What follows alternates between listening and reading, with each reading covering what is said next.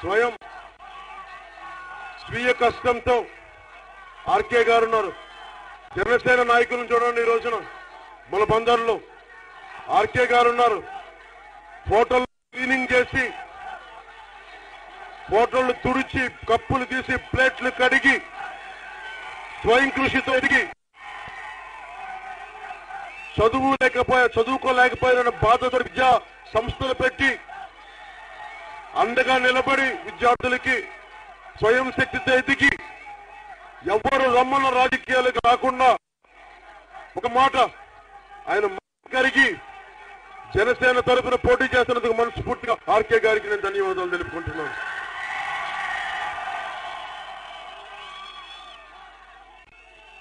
శేఖర్ పులి గారి గురించి మీకు తెలియకపోవచ్చు. వైసీపీ నాయకులకి, తెలుగుదేశం నాయకులకి, మన నాయకులకి తేడా చెప్తాం.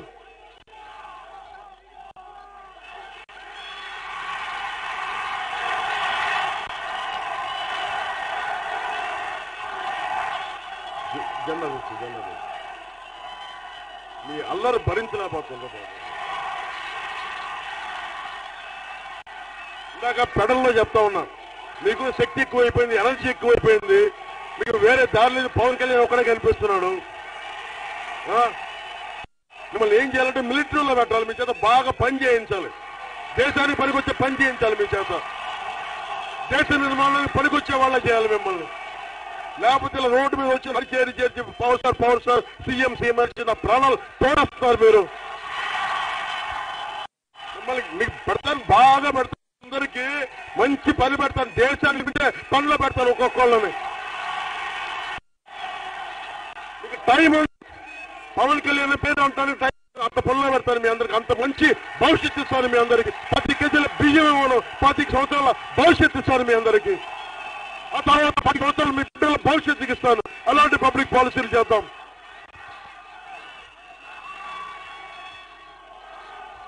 వైసీపీ నాయకులు, తెలుగుదేశం నాయకులు మన భూముల మీద డబ్బులు సంపాదించి మన విదేశాలకు పంపిస్తారు. జనసేన నాయకులు, ఉదాహరణ శేఖర్ పులి గారు ఉన్నారు, జనసేన పొలిటికల్ అఫైర్స్ కమిటీకి చైర్మన్. ఆయన సంగతి ఎంతమందికి తెలుసో లేదో మీకు తెలియదు.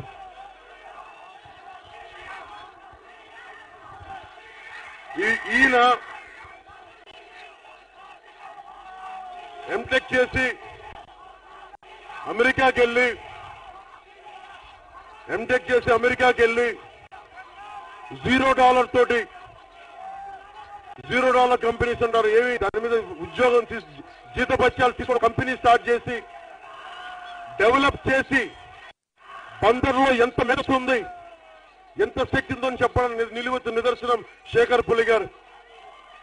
ఒక వ్యక్తి మామూలుగా జీవితాన్ని ప్రారంభించి అందరూ అమెరికాకి వెళ్ళి దాదాపు ఒక కంపెనీ ప్రారంభించి 2,000 కోట్ల రూపాయల కంపెనీ అమ్ముతున్నాయి. ఎందుకు చెప్తున్నానంటే ఆ కంపెనీ అమ్మేసి ఆ డబ్బులు సొంతానికి ఉంచుకోవాలా, మళ్ళీ అనేక మంది ఉపాధి అవకాశాలకి వీటి కంపెనీని పెట్టి దాదాపు 20 కోట్ల రూపాయలు అమెరికన్ స్కూల్స్ కి విరాళంగా ఇచ్చిన వ్యక్తి. అలాంటి వ్యక్తి శేఖర్ పులి గారు. నేను ఆయన గురించి ట్వీట్ చేద్దాం అనుకున్నా, నాకు చాలా గర్వకారణంగా ఉంది. 1,000 కోట్లు వదిలేసి ఆయన్ని చూస్తే ఎవరైనా నాకు ఆయన అసిస్టెంట్ అనుకుంటారు, అంత చిన్న పనులు చేస్తా ఉంటారు, అప్లికేషన్లు ఫిల్అప్ చేయడాలు. నాకు నిజంగా చాలా గర్వకారణంగా ఉంటుంది. 1,000 కోట్ల అధిపతి ఈ రోజున జనసేనకు వచ్చి బీఫామ్స్ అప్లికేషన్ కూర్చొని ఇంటర్వ్యూలు చేసి జనసేన తాలూకు వ్యవస్థని నిర్మితం చేస్తున్న శేఖర్ పులి గారికి బందర్ సభ నుంచి ప్రత్యేకమైన కృతజ్ఞతలు తెలియజేసుకుంటున్నాను.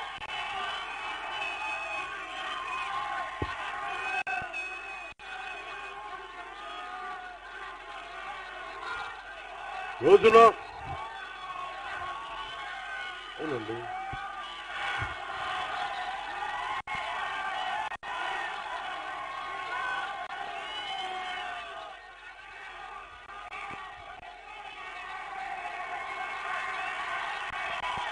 జనసేన ప్రభుత్వం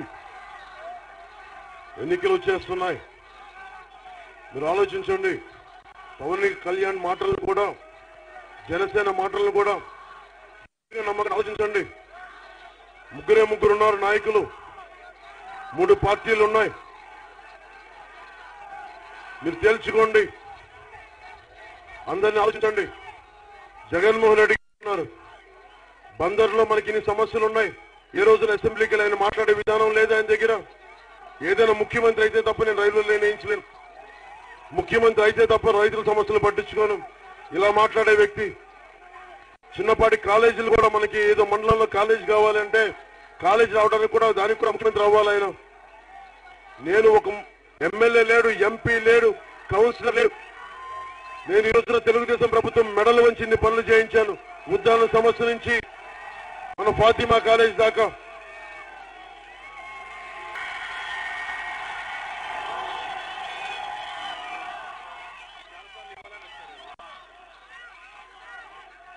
నా ఉద్దేశం నిజానికి ప్రజాసేవ చెయ్యాలి అని జగన్మోహన్ రెడ్డి గారికి ఉంటే ఇంకేంటంటే పదవీ కాంక్ష. చంద్రబాబు గారికి ఏమో అధికారం ఎప్పుడు గుప్పిట్లో ఉండాలి, ఇంట్లో ఉండాలి. కానీ నేను కోరుకుంటుంది మీ అందరికీ అధికారం వచ్చి మీ అందరికీ అభివృద్ధి ఉండాలి నేను కోరుకున్నాను. వాళ్ళకి నాకు ఫండమెంటల్ డిఫరెన్స్ అదే.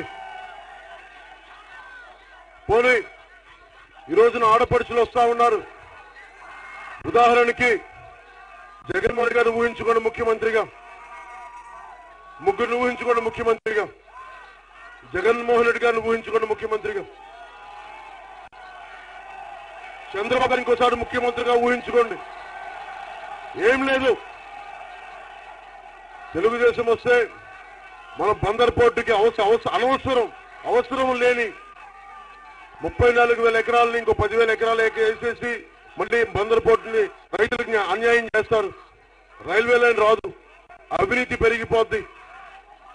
చంద్రబాబు గారికి ఒకప్పుడు ఉన్నంత పార్టీ మీద పట్టు లేదు.